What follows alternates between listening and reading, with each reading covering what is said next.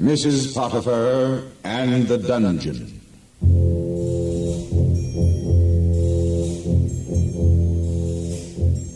Slowly the Ishmaelite caravan, with its newly acquired slave, moved away from Dothan southward toward Egypt.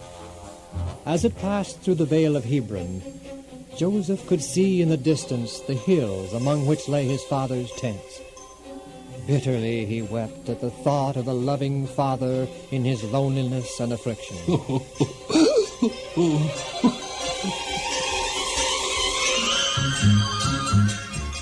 Joseph left Dothan, a loved but somewhat spoiled lad.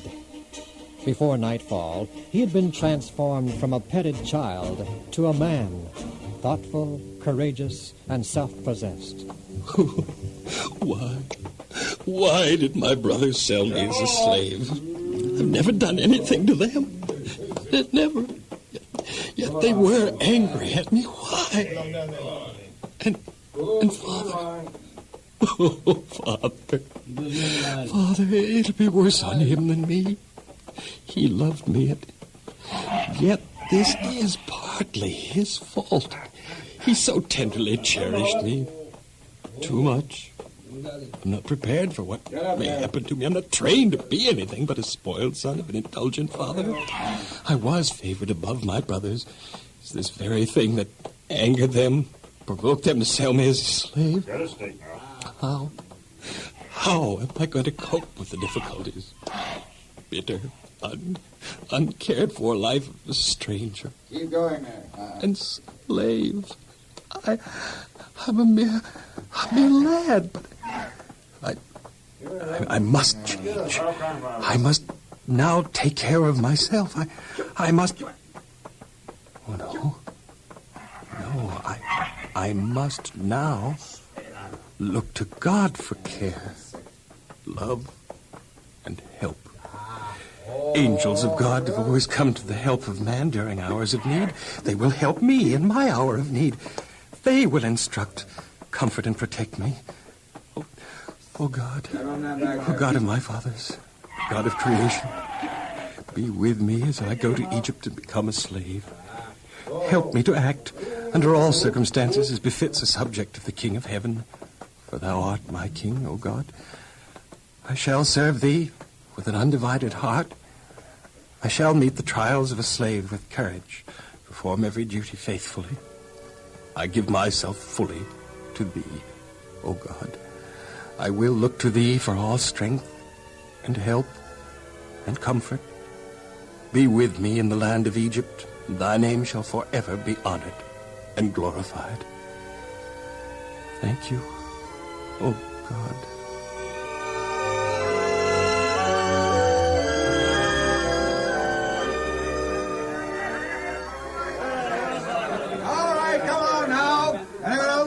This healthy-looking lad. All right, going once. He's a right nice-looking slave. Young, handsome. Anyone else? Twice. Now, this young slave would be a welcome addition in any household. He's worth much more. Going 3 times and sold. To the gentleman with the... Oh, well, it's Captain Potiphar. You got yourself a bargain, Captain. All right, now bring on the next slave. A female. Your name? Joseph, Master. Your age? 17, Master. You're from the east? The north, Master, the Vale of Hebron. You're a Canaanite? No, Master. An Israelite. An Israelite? Well, I've never heard of that tribe. We're descendants from Abraham, Master. The Abraham who migrated from Ur on the north shores of the Persian Gulf. My father is Jacob, renamed Israel by our God, so I am an Israelite, Master. While you're here in Egypt, in my household, you will worship the gods of Egypt. In my heart, Master, I shall always worship and reverence the God of my fathers, the only true and living God. Well, I suppose that's right and reasonable. From you, then, all I want is hard work, loyalty, and faithfulness. Yes, Master.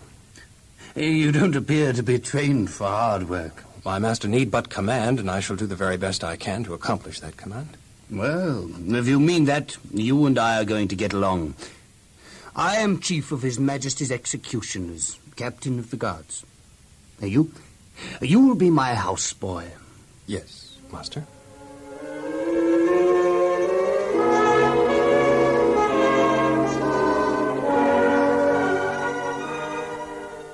Potiphar, dear, you really did it this time. That new houseboy, I like him. Well, I'm glad to hear you say so. You're usually so critical of my selection of house servants and slaves. Oh, this one is different. Different? How? I don't know. He's respectful, yet not overly so. He's obedient, yet he has a mind of his own. He's everywhere at once, doing the things that need to be done, and yet he's never in the way, underfoot, or bothersome.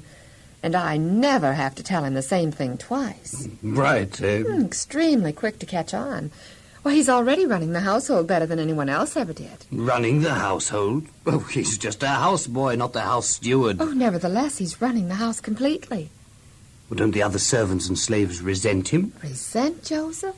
Oh, they love him. Well, I'll have to look into this matter more deeply. Perhaps I'm wasting Joseph's talents on a mere houseboy's job.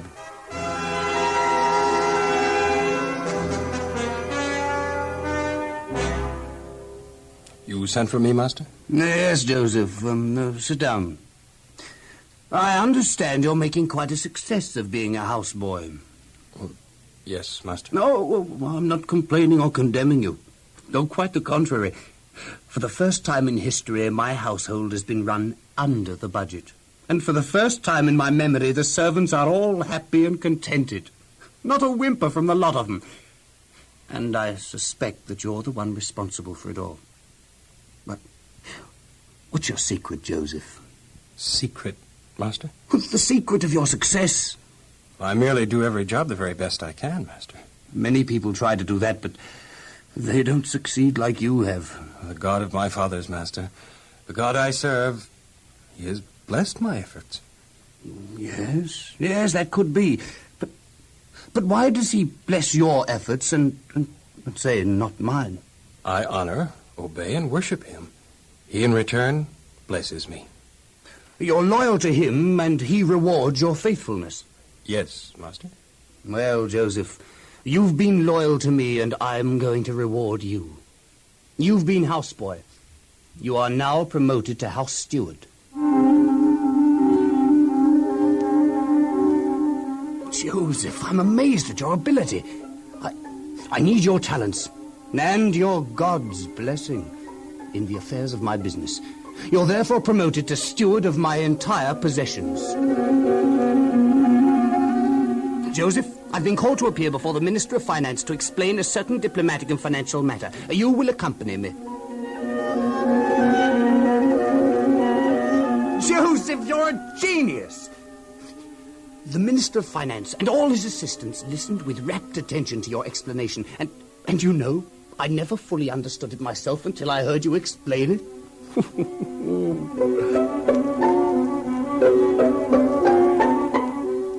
Joseph, you've been with me a good many years. You've progressed from houseboy to steward of everything I have. All that I have is in your hands. I don't even know what I have except the bread I eat. Thank you, master. God has blessed me. Now, by the way, Joseph, I wish you wouldn't call me master any longer. I've come to look upon you more as a son than a slave. From now on, you are a respected member of my household. And Potiphar left all that he had in Joseph's hand. And Joseph was a goodly person, well favored. 35, 40, 41, 42, 40... who is it? It's me, Joseph. Come in, Mrs. Potiphar. Hello, Joseph. Oh, no, keep your seat. Go right on working. I don't want to disturb you. I'll talk while you work. What are you doing, Joseph? Straightening out one of the accounts. Oh, you're smart, Joseph.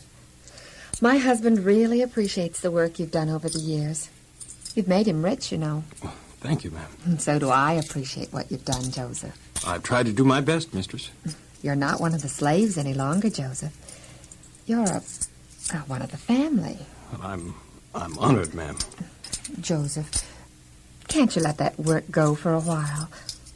I want someone to talk to.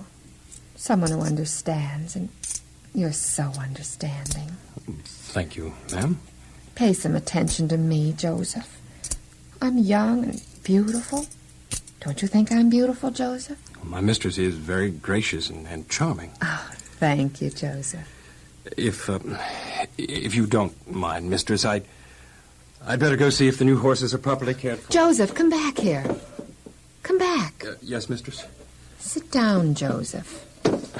That's better. My husband is away, Joseph. I know, mistress. Joseph. Kiss me, Joseph. Please. Captain Potiphar trusts me, mistress. I cannot betray that trust. But he won't know, Joseph. No one will know but you and me.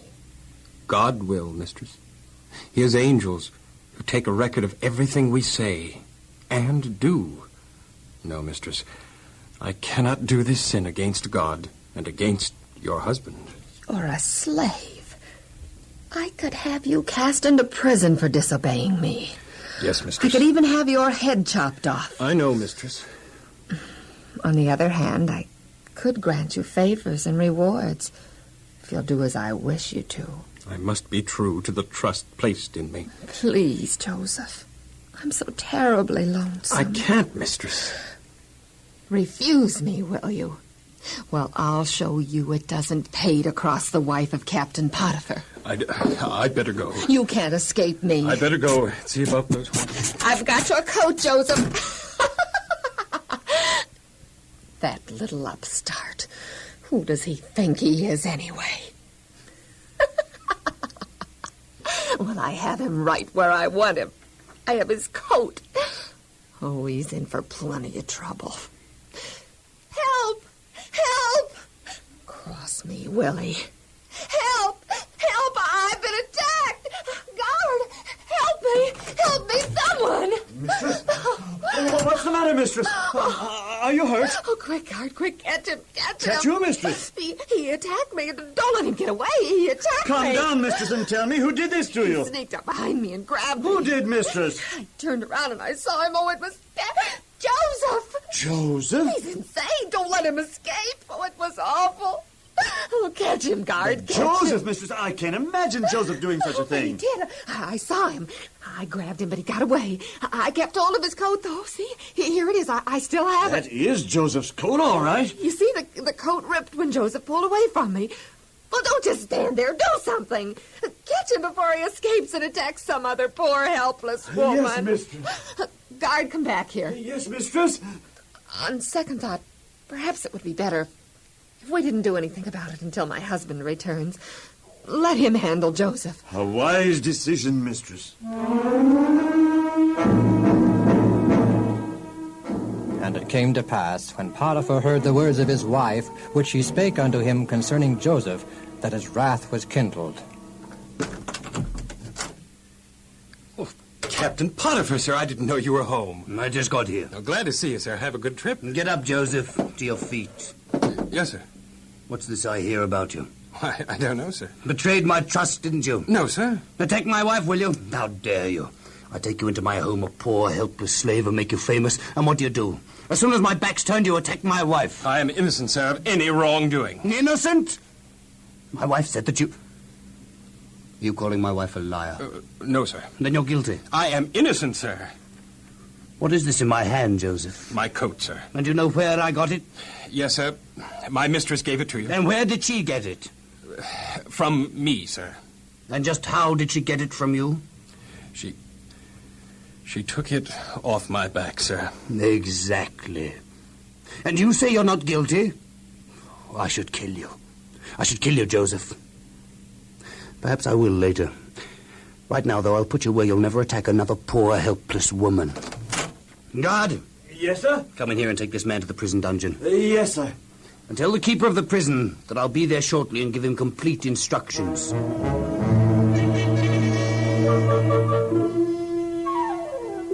him in the inner dungeon, keeper, with chain on his hands and fetters on his feet. He's to get only a little bread and water. Yeah, he must be a traitor to the king for that kind of treatment. He attacked my wife. Attacked Mrs. Potiphar? Why don't you kill him with your own hands? You almost have to keep your own self-respect and the respect of others. Well, Keeper, to tell you the truth, I'm not sure he did attack my wife. She says so, but I just don't believe her. If I thought that Joseph actually had attacked my wife, I'd kill him. But if he didn't attack Mrs. Potiphar, why are you committing him to the dungeon? Keeper, are you married? That I am, sir. Then I think you can understand why I'm not letting on to Mrs. Potiphar that I don't believe her story. Oh, I quite understand. How long am I to keep the woman-beater in the dungeon? Forever. Forever? In chains and fetters. That's an order. Understand? Yes, sir, Captain Potiphar. Forever it is. There, Joseph, you woman attacker. Try to escape from these chains and fetters.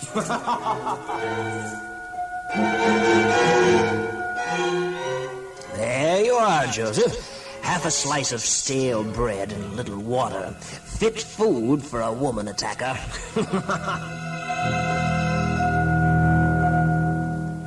Even though falsely accused and suffering hardship and pain, Joseph remained calm and patient, holding fast his faith and trust in God. Dear God of all creation, I'm in trouble. Through no fault of my own, I am here in the dungeon. Even so, dear God, help me to forget self and think only of others. Help me to be cheerful and cooperative, to forgive those who are bringing these things upon me. And please, forgive Captain and Mrs. Potiphar for what they've done.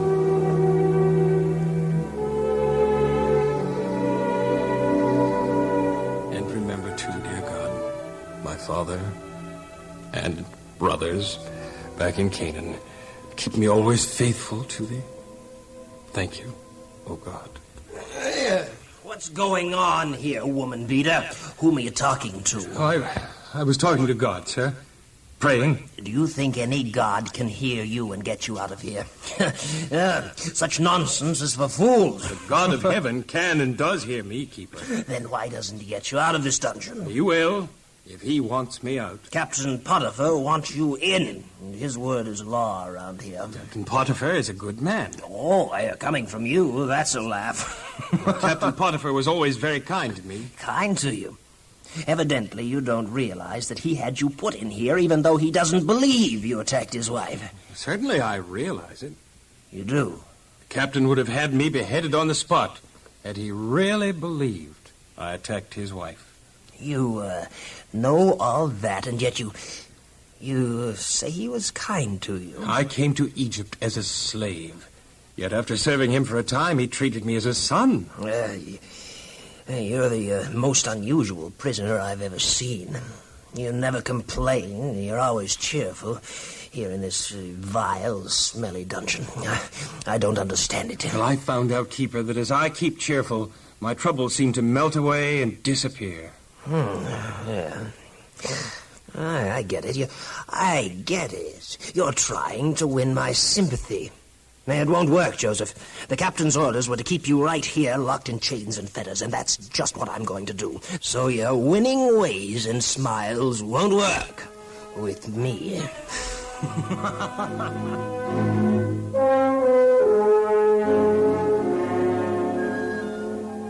Through it all, Joseph continued to pray daily. I noticed, Joseph, that you still pray a lot to your God. Yes, sir. You're still in here. God will remove me from this dungeon if it is his will. You'll never get out. The captain's orders were to keep you here forever. And as I said, his word is law.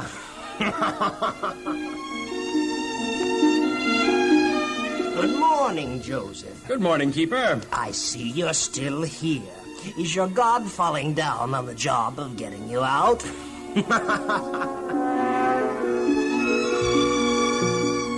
I see you're still here, Joseph. And your ankles are swollen, too. Maybe I should tighten the fetters up a bit. to sleep myself tonight. Oh, if I could just get some relief from these tight chains and fetters. Maybe... what was that? Someone there? Who is it? It's me, the keeper. Oh, well, it isn't morning yet, is it, sir? No, but I thought I'd sort of loosen your chains and fetters a bit. Oh, I don't want you to get into trouble with Captain Potiphar on my account. Oh, I won't. I run this prison, not Captain Potiphar. Now, here, let me at those chains. Oh, you're very kind, sir. Well, I guess I'm getting soft, huh? Oh, your cheerfulness got under my skin, Joseph. There you are. Now they're not too tight. But you didn't loosen them, sir. You took them off. Well, I'm the boss here, and I'll do as I please. Captain Potiphar or no Captain Potiphar. You're very kind, sir. Thank you. And God bless you. I'll be back in the morning with a decent meal.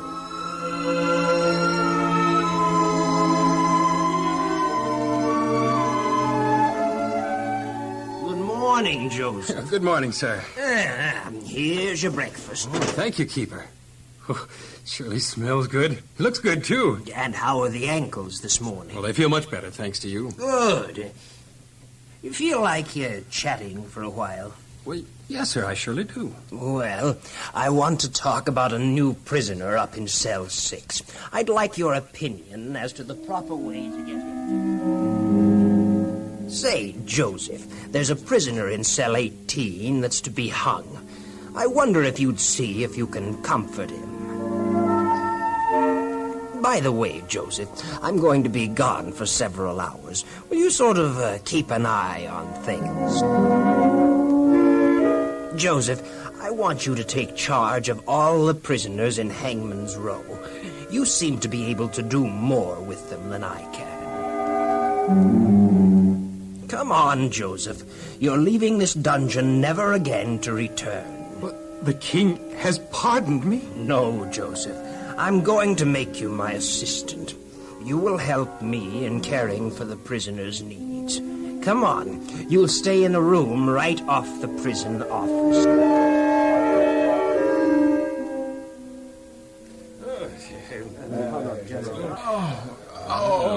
Well, what do we have here? Cut. It's bleeding quite badly, too. Oh, what do you care? Those wounds need to be washed, dressed. Yeah, why don't you have the king's personal physician take care of him? Oh, I'm sure he would. He'd be happy to. This wound is bad. It's got to be tended to immediately. Oh, yeah, send out an emergency call for the king's. Oh, be careful, that hurts. Easy. What does that mean? Oh, be careful, that's as sore as a boil. Oh, just a little more. We have it cleaned up. There. Well, now to do it up. Say, that feels better already. Yes, it relieved the pressure. It'll start healing now. What are you, a physician?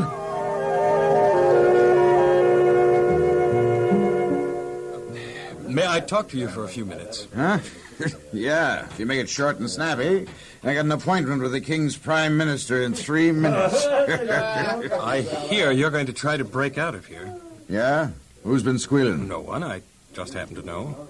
Well, what's it to you if I break out or not? Well, I want to talk you out of it. Talk me out of breaking out? Oh, not a chance. I'm going to get out of this prison if I have to kill a dozen guards in the process. You claim to be innocent of any crime, don't you? Yeah, sure. I was framed. If you make an attempt to break out, you will be guilty of a crime, and you'll be assumed to be guilty of the original crime. Then you'll never get out of here. I won't anyway. Oh, yes, you will. Justice has a way of finally coming to everyone. In your case? In my case, in your case, in every case. Justice, whatever it is, reward, punishment, guilt, freedom, whatever it is, will in the final end be meted out to every person. If you make this attempt to break out, you will fail. And you will have lost all chances of ever being pardoned by the king and becoming free. Yes, I think I see. What are you, Joseph? A miracle man?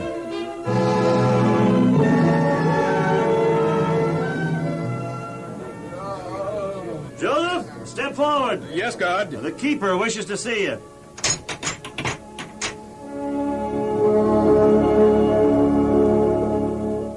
Joseph, I have it. I have just the reward for your faithful services as a prisoner. I'm going to make you my assistant.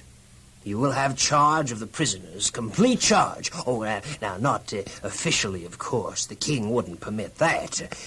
But you will have charge of every prisoner. In time, I might even hint to the king that you are in charge. It may start a new trend in prisons, self-rule of the prisoners. There may even be... No prison except this one has a Joseph to be in charge. Oh, well... Anyway, from this moment on, Joseph, you're in charge of every prisoner in this prison.